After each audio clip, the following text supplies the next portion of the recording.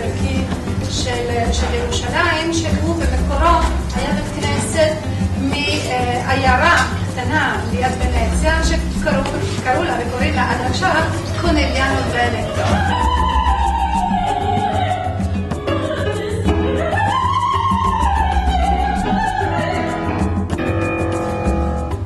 שלום לכולם, שמי מיכאל הררי מפניה פלמנקה, סטודיו פלמנקו בשכונת עין כרם בירושלים, מזמינה את קהל הרחב לחמשוש הליין.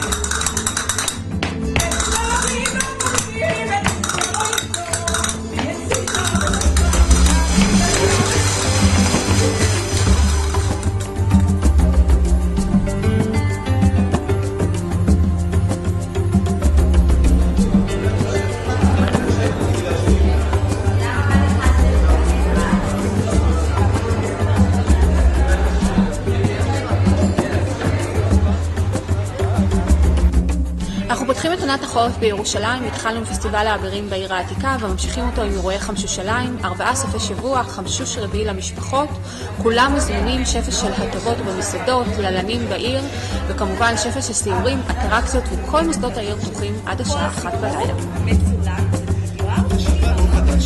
ואתם יכולים אפילו לראות במנה הראשונה יהיו 2 סוגים של מרקים שאנחנו מעמידים לציבור שיגיע. לאחר מכן כמובן הסיורים זה המנה העיקרית, וכשיגיע לחמשושליים בעצם נפגוש 2 סוגים של מרקים ששניהם עשויים מהחומרים של יצירות האומנות.